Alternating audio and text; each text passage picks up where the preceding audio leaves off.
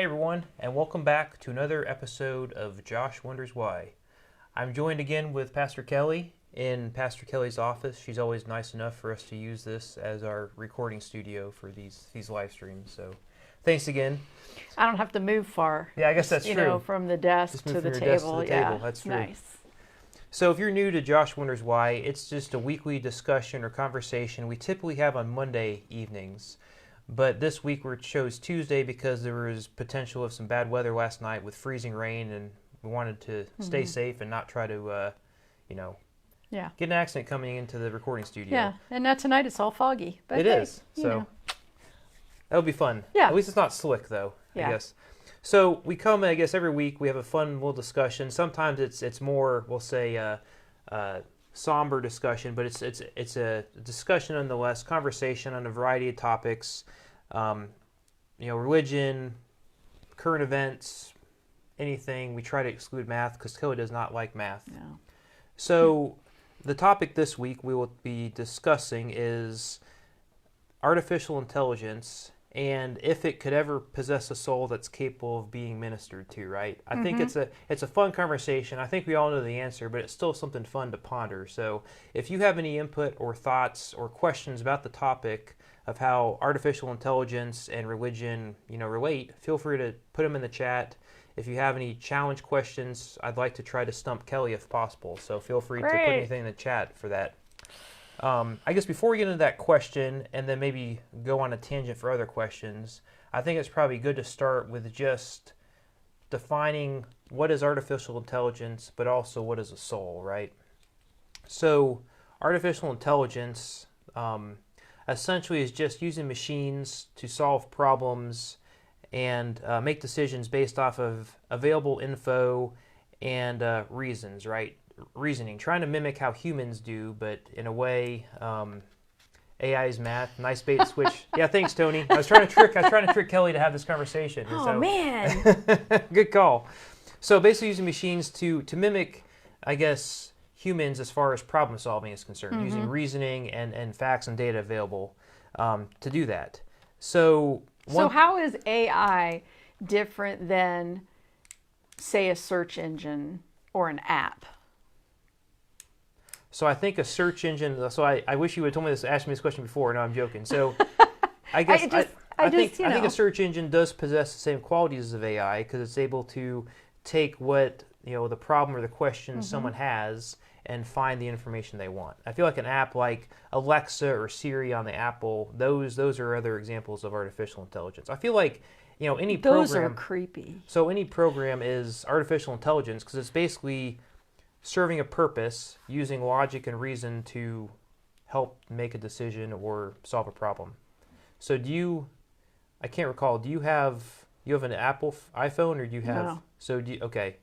So have you used Alexa before? No. Okay. Do you use any I yell at my phone and I go, "Hey Google," and then it never does you use anything. the Google Talk. Yeah, the I Google try, Speech or but whatever. it never works. I just yell at it. You just yell at your phone. So what's interesting is, artificial intelligence, I think, came out in the mid 20th century, and the father of the modern computer you can debate it, but I think Alan Turing is one of the main, fathers of modern day computing and artificial intelligence. And what's interesting was at the time he developed this test called the Turing test, where the theory is you would test the machine's ability to show intelligent behavior that would be indistinguishable from a human. So if you had some person that was in a room and a computer in another room, and you had a third person or a second person that was typing questions, could it type a question to both the real human and the computer, and would it get a response back that it could not figure out which one is the real human, right? Mm-hmm. So questions like on emotional intelligence or maybe opinions would be good questions to test to see how does the AI respond to that, right? So it's interesting to think about because I think that's what they use to try to assume or try to find out how advanced is the AI by using this Turing test to see would it answer a question that you wouldn't be able to feel if it was a human or a computer that was answering that question, which is interesting to ponder. But artificial intelligence is an oxymoron, sort of like reality TV. That's a fair point, Tony. It could be. What you'll find is it's artificial because it's man-made. So the question is, do we consider the people that made it intelligent in the first place, right? Is it just mimicking? But anyway. You know, one interesting thing I found, because I just watched a video. I didn't do a whole lot of research, but I did watch a video that was interesting. And somebody they were interviewing on there, she was like, yeah, you know, artificial intelligence can also be artificially stupid. That was good. That's true. To be artificially stupid. Yeah, because it's only as good as the person inputting, right? And what we were talking about too, it could also contain the same biases Right. as the person that was programming. Yeah. So I listened to a podcast or something recently where they actually offered up that, you know, what they found was artificial intelligence for the most part, you know, since most programmers are white males, it was mostly biased towards that demographic, and it seemed to have some racial bias, but also sexist bias along there. So it's interesting to consider that it's only as smart as or as intelligent as the people that went in there, right? Yeah. So it goes the adage, garbage in, garbage out, right? Depending. I guess. So got to take that with a grain of salt. So I think we've established what artificial intelligence is. So the next question is, what is a soul? And since you are our religious leader here, I was wondering if you could help. You already read the definition. You just read the definition. I'm So, not going down this rabbit hole. I'll say it. So Webster's dictionary, not to be cliche, Webster's dictionary defines the soul as a spiritual or immaterial part of a human being or animal that's regarded as I wrote that down wrong. Regarded as immortal in a way. And I was curious. That's how a plain black and white dictionary defines it. Does the Bible have any references to soul? There's got to be some background or basis for how people have come to, unless it's just been all philosophical. I assume there had to be some reference in the Bible that refers to something of that nature, right? Well, in the Old Testament, there wasn't a whole lot about like the afterlife. Some Jews don't believe there's anything after death. That didn't come about until Jesus was talking about, you will live again, and in my Father's house, and the kingdom of God, and all those things. There's more talk about the spirit, your spirit, which is breath. So God breathed into Adam, and so when a baby's born, when it takes that first breath, is significant. Okay. I always thought of, in one way or another, the soul is the part of your being that the Holy Spirit interacts with in a way. I don't know. Seeing them both as spiritual or immaterial parts, that they coexist, or I don't know. But I don't know. I guess I just consider the soul to be the part that that just has your life force or whatever, because when Jesus was resurrected, he wasn't just a spirit. He was bodily resurrected. So, and Paul said that we would be resurrected in the body too. So yeah. But and that's a good point, Sherry, about this. If a spirit is breath, Aya doesn't have breath. So I'll say not yet, but you don't know what's coming, right? They could design some robot that can breathe. But yeah, that's a good point. It's more of breath. And but I want to go back to something that you mentioned, not related to this, but so the Jewish belief that there was no afterlife, is that a widespread belief, or is that just a small portion of the Jewish people that I don't have know that understanding? So I'm curious when the stories of I'm going to get this wrong, but Elijah or Elisha that were carried away by chariots by God. Yeah.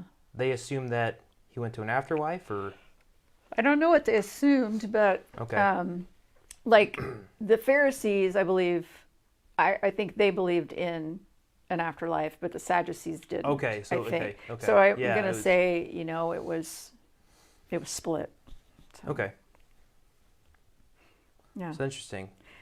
Now, one thing that I thought of as far as AI having souls, we are born with our souls.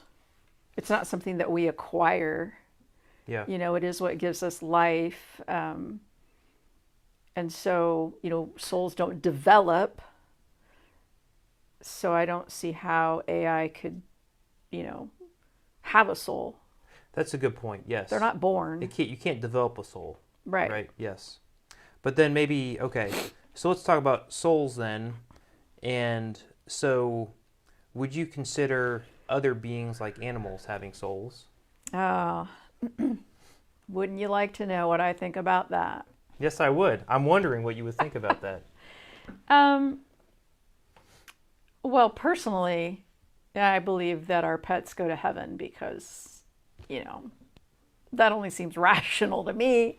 What's classified? Dogs go to heaven. Cats are sort of I on the don't know fence. about that. No, you got to have the cats. But one thing in Ecclesiastes, he says, who knows what happens after death? Who knows if humans go up and animals go down into the earth. So to me, that's like, well, we don't know. Yeah. It'd be really boring in heaven if there are no animals. Exactly. Yes. So maybe that also begs the question, does one have to possess a soul to, I guess, I don't want to go to heaven or hell, right? So if I guess to put it another way, so I think we established AI can probably not have a soul because, as Sherry points out, the spirit is breath, and also, as you say, you have to be born with a soul. You can't develop a soul over time. Can't grow one. But what if AI, at some point or another, could become, self-aware, self-intelligent, sentient enough that it can feel emotions, it can express emotions? Would that justify potentially, I don't know, feelings, emotions? I don't know. But it has to be programmed. Everything has to be programmed. I understand that it could gain more knowledge by building on what it knows and how it can access more information. So it could become more and more intelligent, but I don't think it can ever develop feelings or a soul. Yeah. It's still a robot. Yeah. It's still a piece of technological equipment. Yeah. Well, I agree. And I think it's something that is man-made, right? Man made it. It's limited by how man programmed it. Right. Like, I don't think that has any, I think what people are afraid of is that it's going to become smarter than us, which I guess is possible if it can access more and more information. Yeah. It's like, it's just like when I said the search engine, you type in a question and then you get 5 million answers. Yeah. Or all these different websites to go find the answers. And so, we can't contain all that. Yeah. But I guess a computer chip can. And it can process information a lot faster than humans. Right. So, yeah. But does that mean it's going to develop feelings? No, I don't think so. It's not. I think Spock was different. Because didn't Spock kind of develop feelings? Well, his mom was human, and his well, see, okay, there you go. His dad was Vulcan, so he was only half Vulcan. Not to go geek on you, but yeah, I think he did have. I guess he had trouble at some point, because as a Vulcan, you're not supposed to show emotion, right? And since he was half human, he struggled with that portion of showing emotion. Yeah. At some point or another. But yes. That's I don't know. A Vulcan for you, but not a robot. So you're saying Vulcans could go to heaven then? I suppose. I mean, are they human or not? Well, they're do they have? That's a do different they have discussion. A soul? Do they have the life breath? I don't know. Yeah, that's fair. One of the scientists said, I don't believe that they have some kind of super agency where they're making benevolent decisions on our behalf. I thought that was a good way to put it. Yeah. They're not becoming, more sensitive. Mm-hmm. They're not creating feelings. They're not growing a soul. And there's no guarantee that they would make benevolent decisions on our behalf. They might make decisions. Yeah. We might not be able to stop that. But I don't think they'd be like, well, let's see what's best for Josh. Okay, let's do that. The problem is, too, I think for them, or for artificial intelligence, it's black or white, right? There's no gray period, which humans may sway their decisions not just based off facts, but also based off of personal experiences and stuff that they've learned in the past, right? That I don't know if AI has the ability at this point. Yeah. Can AI experience trauma? Yes. Because trauma just, reforms our brains. And, we see everything through our experiences, like you said. Yeah. And they can't do that. It's interesting. Now, before we were starting, I wanted to bring this up. You said you were bringing up, you saw a YouTube video about AI, looking at AI to replace pastors and ministers, right? So I'm curious if you can expand upon that. So what I saw was there was this guy who I think it was during the pandemic shutdown, and people couldn't go to church. And so he created this little priest called Santo.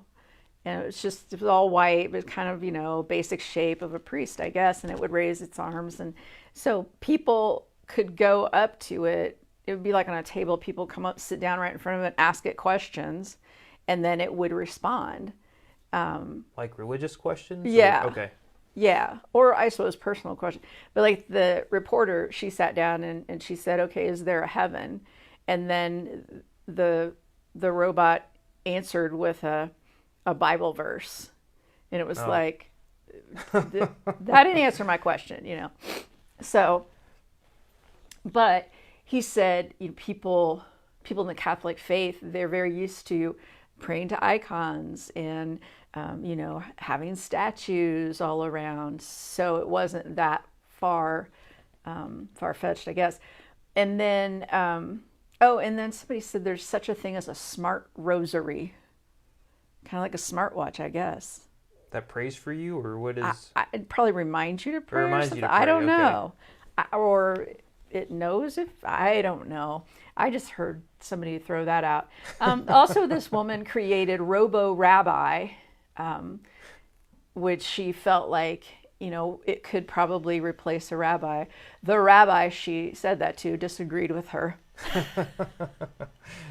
So. That's interesting. I was telling you, I think me being in the technical field with engineering, I'm worried that AI could easily replace my job. I was like, well, pastors are safe, right? Well, I guess not, right? Yeah. Anybody's Well, and then there was this guy talking about, this was another video I watched. He works with AI, and he was talking about how, basically religions are all made up and all that. And, but he said that AI could write a Bible and start a new religion, and it would be true. It would be a true religion because it would be based in fact, because that's all they know. That's deep. I'm not trying to unpack that right now. Beg to differ. I gotta digest that more. But but they're writing it. They would be writing it. It's just like when we go into the thing and say, write me a sermon, and it can write me a sermon. Yeah. But it's just pulling stuff from, it's not actually based on any experiences. I mean, anybody can pull a bunch of facts and quotes off the internet and put it together, make it into a sermon. But, how about, how does my own experience relate to that? Which relates to how it relates to your life. Yeah. So. That's interesting. So I did get in, I guess, since we didn't have this last night, I was able to go out. So there is this, I don't know if you've heard of this OpenAI called ChatGPT, but it's you can go Google it, and it's just a chat bot. You can ask questions, and I think people use it for research, and I think also college students may use it to write essays now. But anyways, I was just curious, and I was asking it questions, and we got into a conversation. But because I asked it, I said, do you possess a soul? Do you think AI can possess a soul? And it kept saying no, because it's, like you said, it's focused on processing info and generating a response based off patterns, and it's trained to understand and generate human-like text based off the input it receives, right? So it combines everything together based off the data that went in. But one thing I found interesting at the end is I said, is AI capable of sin? And I felt it was a little haughty was the response. It says ChatGPT responded, it doesn't have the capacity, or it can't sin because it doesn't have the capacity for morality or the ability to commit sin. So I was like, oh, well, aren't you, Jesus reincarnate? But one thing is interesting, we went on to expound upon that. The reason it doesn't have the capacity for morality or the ability to commit sin is because sin is, in its mind or in its understanding, is tied to human values, beliefs, and ethical framework, stuff that AI does not have right now. Yeah, because we don't even agree as Christians what is sin, like specifically sin that you could commit. We don't all agree. Yeah. So it might be sinful. I might think it's sinful and need to repent, but somebody else might not. And AI can't do that. They can't differentiate. And then you get into all the questions of ethics. Yeah.